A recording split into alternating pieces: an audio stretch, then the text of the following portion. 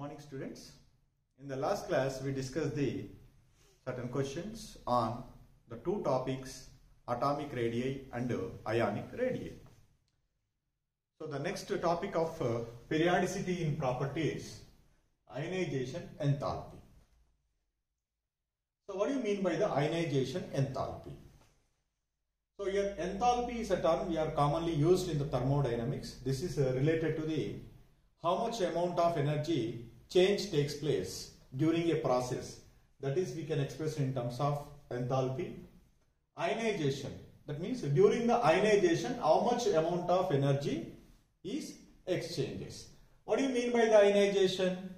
Ionization means it may gain the electrons or maybe lost the electron. Here this is a term peculiarly to only the loss of electrons, results in the ion, that is we called as cation. So now here this is also we called as ionization energy. Generally in an atom the nucleus and the electrons are present in the different shells. These electrons experiences the positive charge from the nucleus, so that these are tightly bound to the nucleus. In order to make an atom as ion, definitely it should be lose the electron. So whenever it lose the electron, that atom gets the positive charge, that is called as cation. Okay. Here, to lose the electron by this atom, first we need to break the force of attraction present between the nucleus and this outermost electron. How do you break the force of attraction? So we have to utilize certain amount of energy.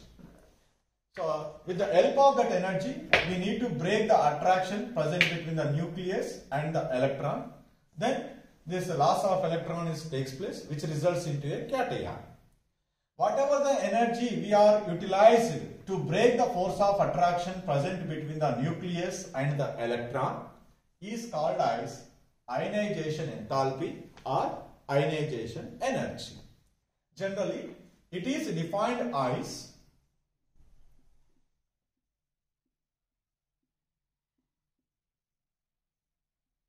the amount of energy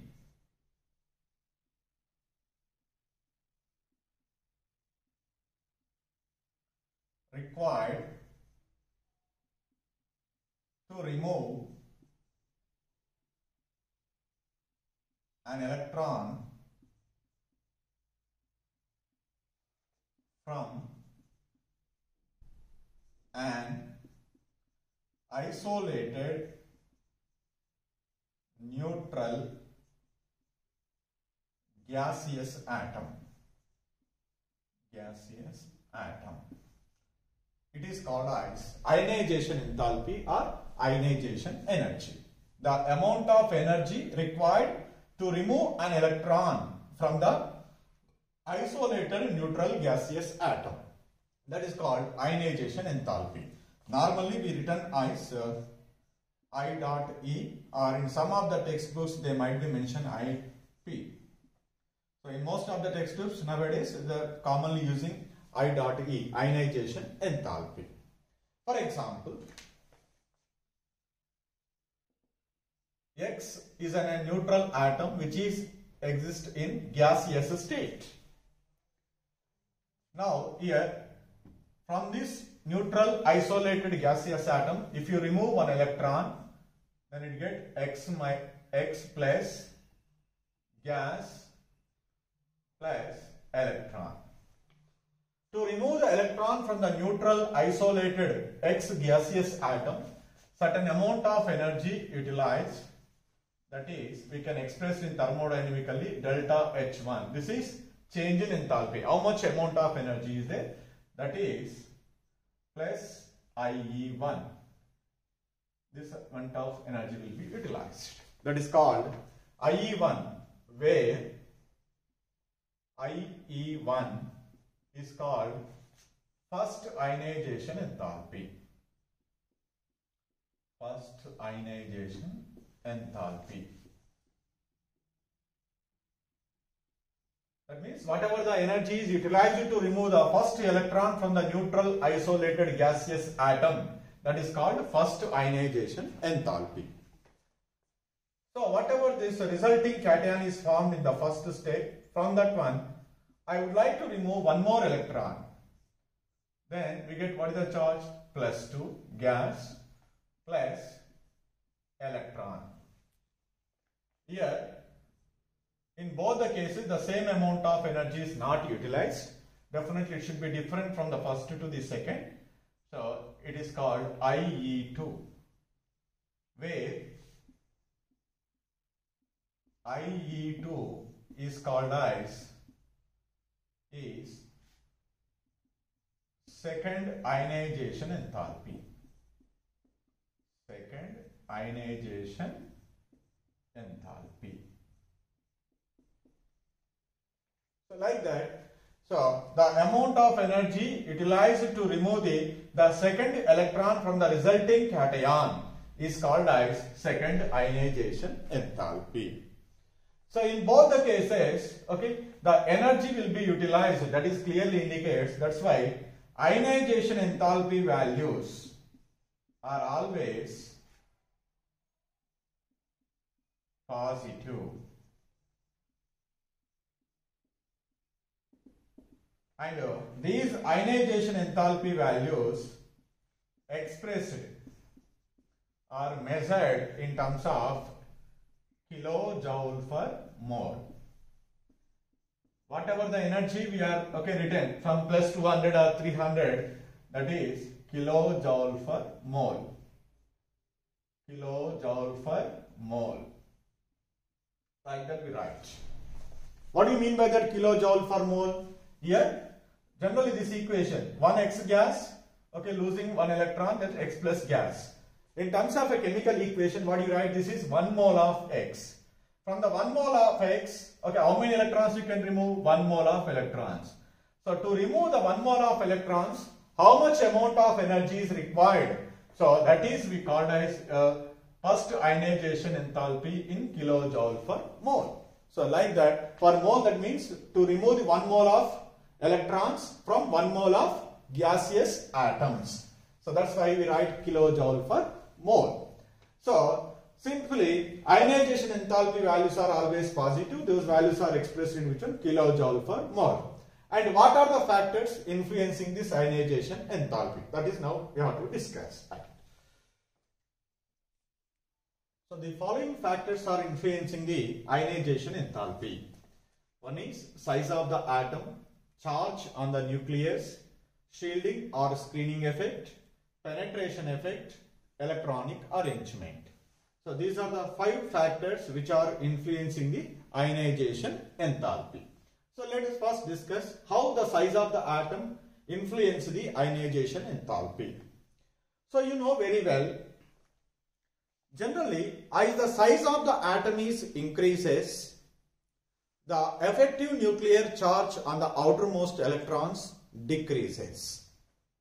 Consequently, the electrons present in the outermost shell are loosely bound to the nucleus. In that case, we require the less amount of energy required to remove the electrons from the atom.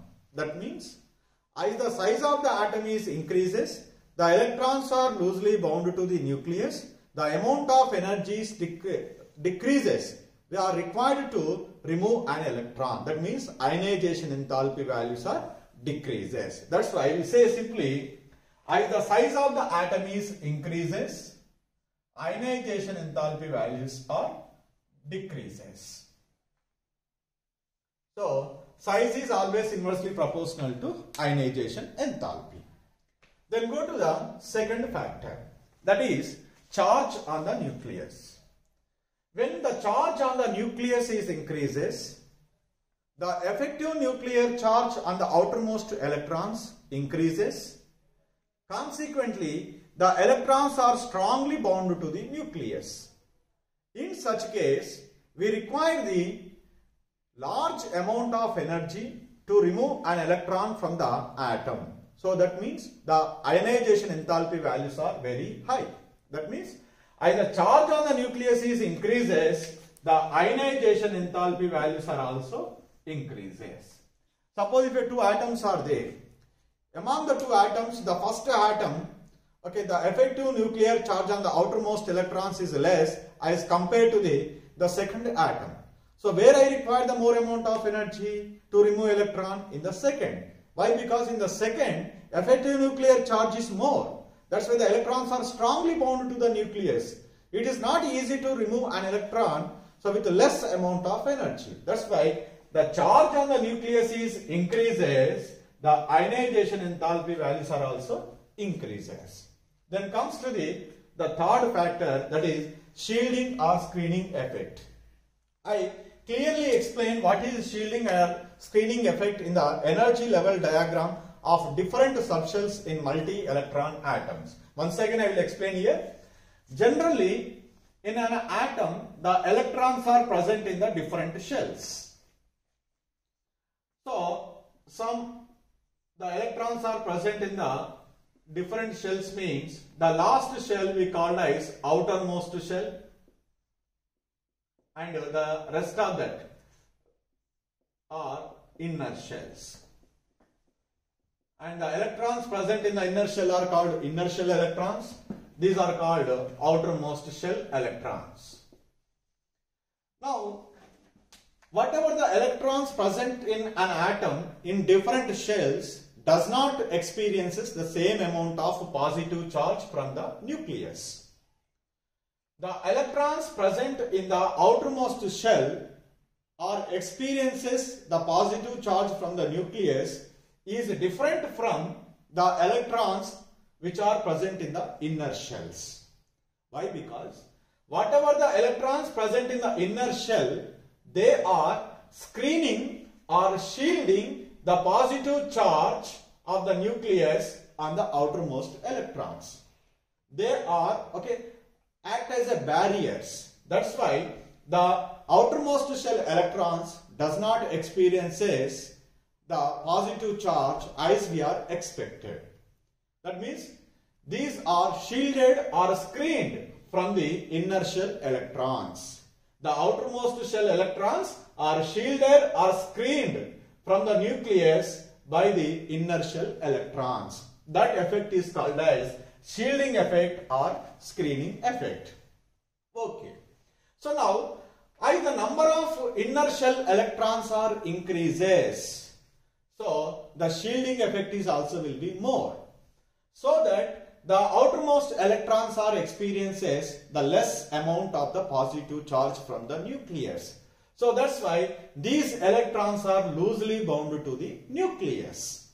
Consequently, we are removing the electrons present in the outermost shell with a small amount of energy. That is indicates as the number of electrons in the inner shells are increases, the shielding or screening effect is increases. Consequently, the electrons present in the outermost shell are loosely bound to the nucleus, so that the less amount of energy is required to remove the electrons. That means ionization enthalpy values are decreases. That means either shielding or screening effect is increases, the ionization enthalpy values are decreases. That is, we can also write there is one equation, effective nuclear charge. Effective nuclear charge is equals total nuclear charge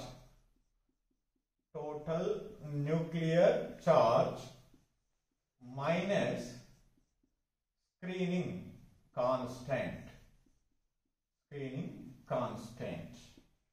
That means, suppose if the inner shell electrons does not act as a barriers for the outermost electrons, then the screening constant is 0. That means all the electrons are experiences the same amount of the positive charge from the nucleus. But is it really happen? No, it never happened.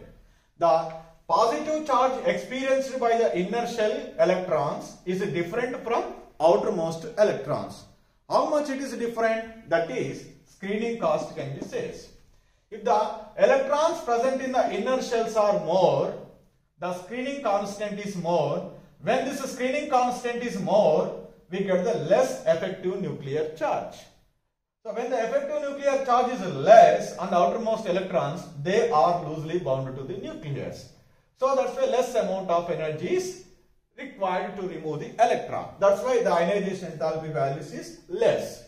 Suppose the number of inertial electrons are less, the screening constant is also less, then effective nuclear charge is more. So that's why the electrons are strongly bound to the nucleus.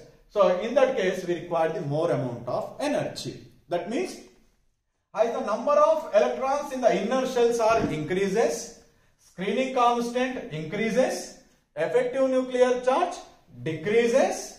So that's why the electrons are loosely bound to the nucleus which are present in the outermost shell. So that we require the very less amount of energy to remove those electrons. That's why ionization enthalpy values are decreases. Simply, as shielding or screening effect is increases, ionization enthalpy values are decreases. Then go to the penetration effect. So what do you mean by the penetration effect? So this is a concept we can learn from the radial probability distribution curves, but the syllabus is not included in your syllabus. But however, I am trying to explain to you, right? This penetration effect of the electrons is when it comes is, for example, a nucleus. Here electrons are present in the first shell, second shell and third shell. In the third shell, electrons are present in the S subshell and electrons are present in the P subshell. Okay. Now the question comes to our mind is generally the electrons present in the S subshell and electrons are present in the P subshell. Both are present in the outermost subshell. So does both are experiences the same positive charge from the nucleus? No. They never experiences the same positive charge from the nucleus even though both are present in the outermost shell. So why?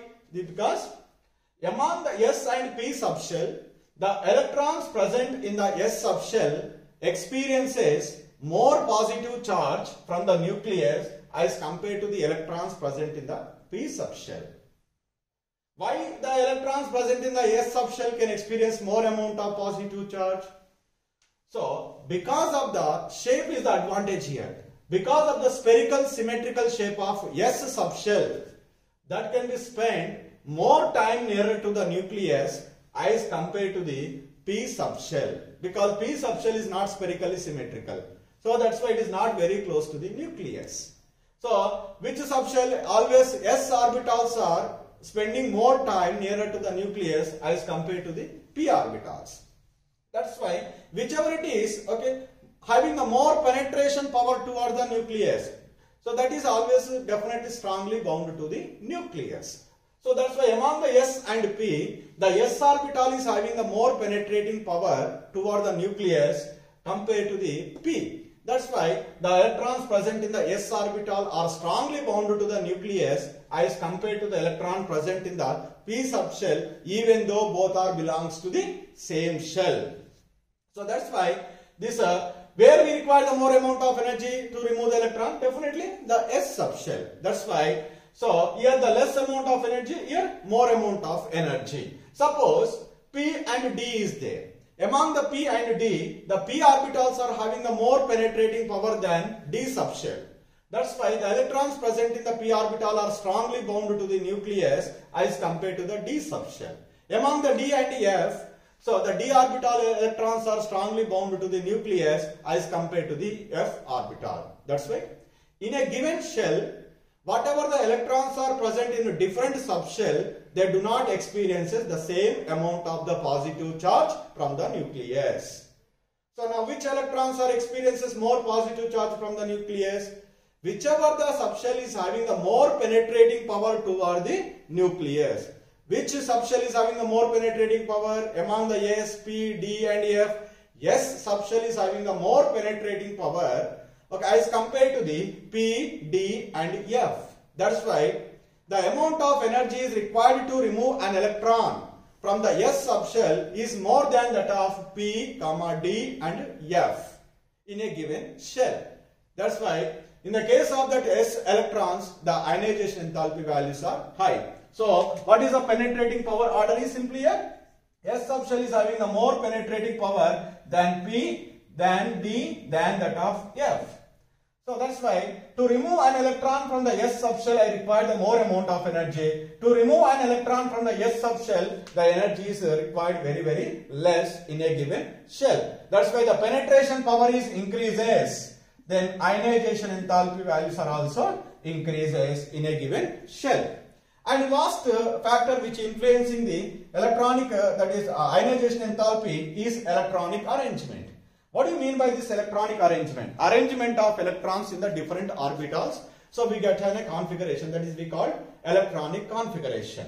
So the electronic configuration is also influencing the ionization enthalpy. Which electronic configurations are influencing the ionization enthalpy?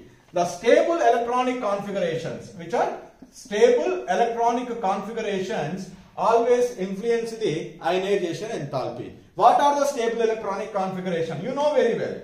Half filled or full filled electronic configurations are always more stable. So from that one, if you want to remove an electron, it is not easy. In that case, the ionization enthalpy value is very high, because that already have the stable configuration. They don't want to become unstable by loss of electrons. Even though if you want to remove an electron, in such cases, we require the huge amount of energy to remove the electron from the stable electronic configurations. That's why the atoms which have the stable electronic configurations, either half-filled or full-filled, in that case, the ionization enthalpy values are very high. So these are the 5 factors which are influencing the ionization enthalpy. One is the size of the atom, and the second one is charge on the nucleus. Third one is shielding or screening effect. Fourth one, penetration effect. And fifth one, electronic arrangement. As the size of the atom is increases, the force of attraction on the outermost electrons decreases. That's why the electrons are loosely bound to the nucleus. The ionization enthalpy values are decreases. As the charge on the nucleus is increases, the effective nuclear charge is increases. Electrons are strongly bound to the nucleus, so that we require the large amount of energy. That's why as the charge on the nucleus is increases, ionization enthalpy values are increases. So shielding or screening effect. Shielding or screening effect is nothing but, so the electrons which are present in the inner shell are always shield or screen the outermost electrons from the nucleus. That's why that effect is called as shielding or screening effect. As the number of inner shell electrons are increases, the shielding or screening effect is increases. So that's why the outermost electrons are loosely bound to the nucleus. Consequently, we are required the less amount of energy to remove an electron. That's why the ionization enthalpy values are decreases. The next one, penetration effect. So then in this case, the electrons which are present in a different subshells in a given shell. In a given shell, the electrons are present in different subshells, S, P, D and F. Whether all are experience the same amount of the positive charge from the nucleus? No. Whichever it is having the more penetration power, that can be experiences more amount of the positive charge from the nucleus. Those electrons are only strongly bound to the nucleus. And to find out, so from which subshell we need easy to remove the electron, definitely we have to know their penetration power. Among the S, P, D and F subshell, S subshell is having the more penetrating power. That's why here we require the more amount of energy is required to remove the electron. But whereas in the F subshell, it is having the less penetrating power. So there we require the very less amount of energy. That's why as the penetration power is increases, ionization enthalpy values also increases. The last fifth one is electronic arrangement. The atoms which are having the stable electronic configuration, that means half-filled or full-filled electronic configuration, in such cases, so we require the huge amount of energy to remove the electron. That's why the atoms which are having the stable electronic configurations having always high ionization enthalpy values. So these are the factors influencing the ionization enthalpy. So the next one, like atomic radii and ionic radii, how this ionization enthalpy varies in periods. That is variation of ionization enthalpy in periods. So there is a one normal generalized statement is there. In general, as we move from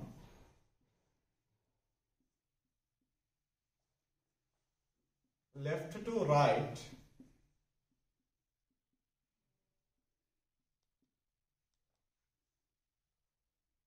in each period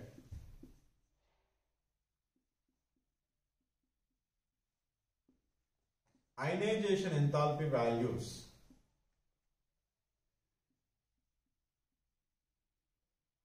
are increases. This is a generalized statement. It may or may not be applicable in all the cases, but generalized statement. As we move from left to right in each period, ionization enthalpy values are increases. Why ionization enthalpy values are increases as we move from left to right? So let us take, for example, the second period elements are there.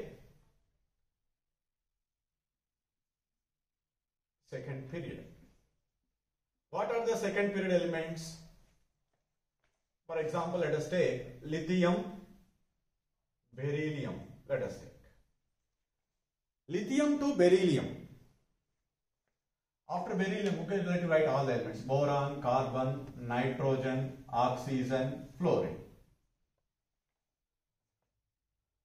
So if you are applying this statement, left to right ionization enthalpy values are increases, means the lithium is less than beryllium, beryllium is less than boron, boron is less than carbon, carbon is less than nitrogen, nitrogen is less than oxygen, oxygen is less than fluorine. That is the order we get if you apply this statement. So why the ionization enthalpy values are increases? You know, just now studied it. Ionization enthalpy values are inversely proportional to size of the atom. Size of the atom. Left to right, the atomic size or atomic radii is decreases. When the atomic radii is decreases, effective nuclear charge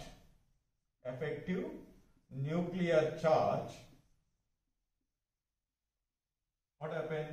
Increases for each electron. Then that is leads to the electrons tightly bound to the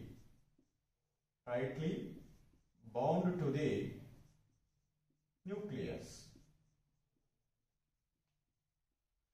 When the electron is tightly bound to the nucleus, definitely required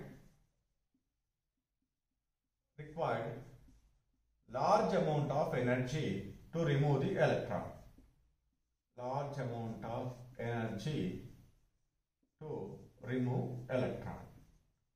Large amount of energy required to remove the electrons is indicate ionization enthalpy values are increases. That's why left to right, simply we can say the atomic size is decreases, effective nuclear charge is increases, so that electrons are tightly bound to the nucleus, so that we require the huge amount of energy to remove the electrons. That's why ionization enthalpy values are increases. But however, there are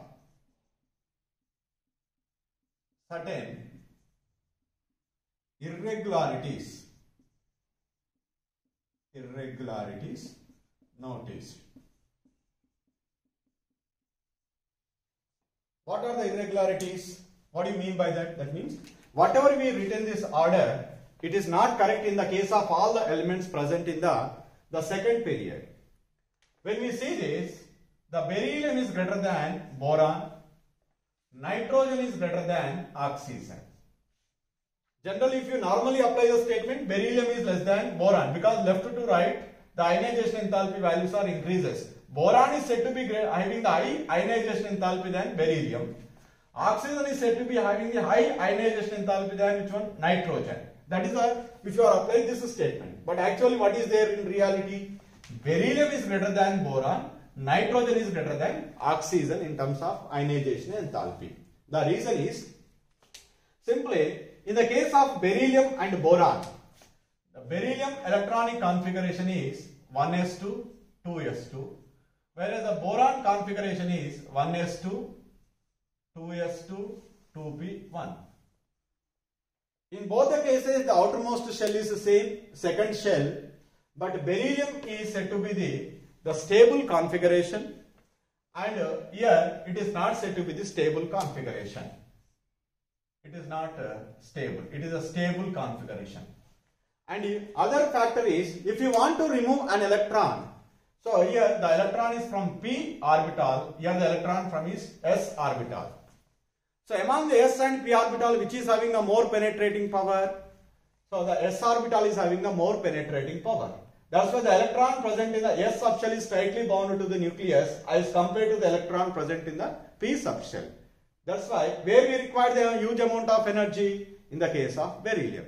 Due to stable configuration and the electron present in the s subshell, the beryllium is said to be having the high ionization enthalpy than which one? Boron. Similarly, in the case of the nitrogen and oxygen also, in the case of the nitrogen, the electronic configuration is 1s2, 2s2, 2p3. Here in the case of oxygen, 1s2, 2s2, 2p4. So here, to remove an electron, so both are from second shell, both are from p subshell, both are having the same penetrating power.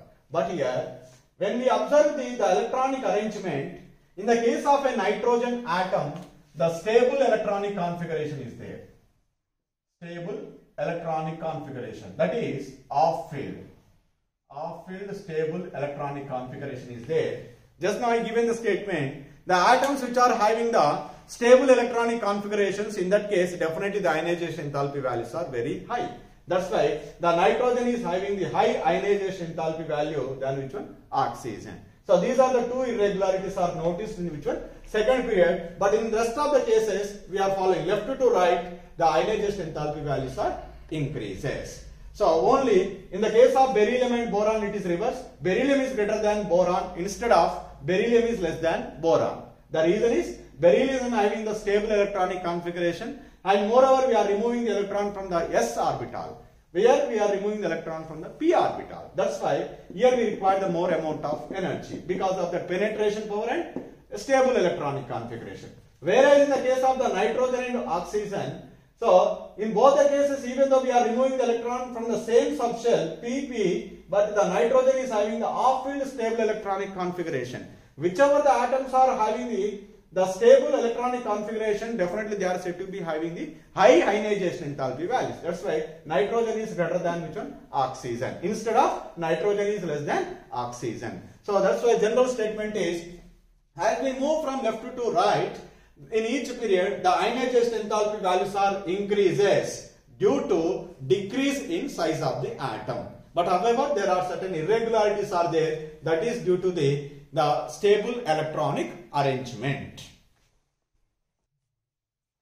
So the variation of ionization enthalpy in groups now. So generally there is a statement, in general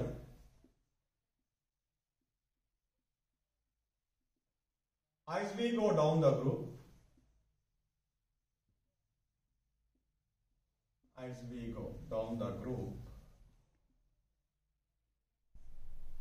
ionization enthalpy values decreases.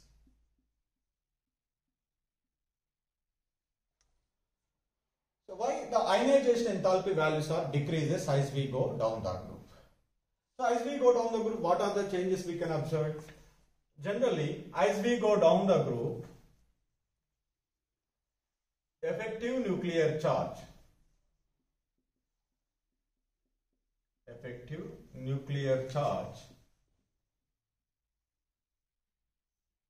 increases, and the second one is size of the atom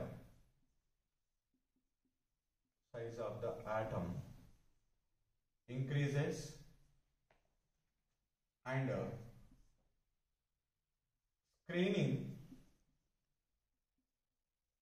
or shielding effect increases. So these are the three normally we observe as we go down the group. Effective nuclear charge is increases, size of the atom is increases, screening or shielding effect is also increases. How these three are influencing this ionization enthalpy? From that one we need to conclude the statement. So now let us take an example. With the example we can try to explain these three or how they are influencing ionization enthalpy. Lithium, sodium, potassium is there. For example, all these are belongs to the same group. As we go down the group in the first group, potassium, rubidium, like that. So what is the configuration? 1s2, 2s1. What is the configuration here? 1s2, 2s2, 2p6, 3s1. Here 1s2, 2s2, 2p6, 3s2, 3p6, 4s1. Here what is that? 1s2, 2s2, 2p6, 3s2, 3p6, 4s2, 3d10, 4p6, 5s1, like this. We are getting. So as we go down the group, the effective nuclear charge is increases because the number of protons, this is 3, this is 11, this is 19 and this is 37. This number of protons are increases, that is clearly indicates effective nuclear charge is increases. When effective nuclear charge is increases on the outermost electrons, the electrons are strongly bound to the nucleus. When the electrons are strongly bound to the required nucleus, definitely we require the large amount of energy to remove the electron. That means as the effective nuclear charge is increases, the ionization enthalpy values are also increases. But here our statement is, what is there? As we go down the group, ionization enthalpy values are decreases. But effective nuclear charge causes increase in the ionization enthalpy. Next one. As the size of the atom is increases. As the size of the atom is also will be increases because it is the outermost shell is second. This is third and this is fourth and this is fifth. Okay. The distance from the center of the nucleus to the first shell or second and third or fourth is different from one another. Definitely which is having the fifth shell, that is having the larger distance than 4, than that of 3, than that of 2. So that means as the distance is increases clearly as we go down the group, then effective nuclear charge on the outermost electrons is what happens? Decreases. Consequently, that electrons are strongly bound to the nucleus or weakly bound to the nucleus? Weakly bound to the nucleus. So that whether we require the huge amount of energy or less amount of energy, less amount of energy. That means as the size of the atom is increases, the effective nuclear charge on the outermost electrons is decreases, that causes decrease in the ionization enthalpy values. And that is now we said very clearly in the first factor influencing. Size is always inversely proportional to the ionization enthalpy. As the size of the atom is increases, ionization enthalpy values are decreases. Both are okay. So working in opposite one. This is supporting this statement, but is it supporting? No. Then go to the third one. So whichever it is quorum, generally we are giving the vote to that view. Among these three, whichever two are supporting either increase or decrease, that we need to be conclusion. Then screening or shielding effect. So the screening or shielding effect is depends upon which one? The number of electrons present in the inner shell. As the number of electrons in the inner shell are increases, so then what is happening? The screening constant increases. Consequently, the outermost electrons are feeling less nuclear charge from the nucleus. As we move from lithium to sodium, sodium to potassium, potassium to rubidium, the number of inner shell electrons is what happen? Increases. Here only the 2, here 10, so here 18, so here 38, 28 electrons are there. That means the number of inner shell electrons are increases, that causes increasing the screening or shielding effect. When the screening or shielding effect is increases, the effective nuclear charge on the outermost electrons is less. Because these inner shell electrons are completely preventing the nuclear charge from the nucleus on outermost electrons. That means screening or shielding effect is increases, the outermost electrons are feeling the less nuclear charge from the nucleus. That's why they are weakly bound to the nucleus. So in that case we require the less amount of energy. That means the screening or shielding effect is increases, ionization enthalpy values are decreases. Out of these three, effective nuclear charge, size of the atom and screening or shielding effect, the second and third ones, size of the atom, screening or shielding effect are dominating the effect of increasing the nuclear charge. So that's why these two are supporting the ionization enthalpy values or decreases. Effective nuclear charge is increases, but increasing the effective nuclear charge is very less predominant than size of the atom or screening or shielding effect. We can also say in other words, the increasing the size of the atom, increasing the shielding effect is more predominant or more dominant than effective nuclear charge increases. So that's why the ionization enthalpy values are what happened? Decreases. So that we can give the one statement. In general, as we go down the group, ionization enthalpy values are decreases, because as we go down the group, effective nuclear charge is increases, size of the atom is increases, screening and shielding effect is also increases. But the effective nuclear charge increases causes increasing the ionization enthalpy value. The size of the atom increases, decrease the ionization enthalpy value. Screening or shielding effect is increases causes the decreasing the ionization enthalpy value. But increase in size of the atom and screening or shielding effect dominate the increase in effective nuclear charge. That's why the ionization enthalpy values are decreases as we go down the group. So in periods left to right, ionization enthalpy values are increases. As we go down the group, the ionization enthalpy values are decreases. So this is about the ionization enthalpy and the factors affecting the ionization enthalpy and how it is varies in periods and groups. Thank you.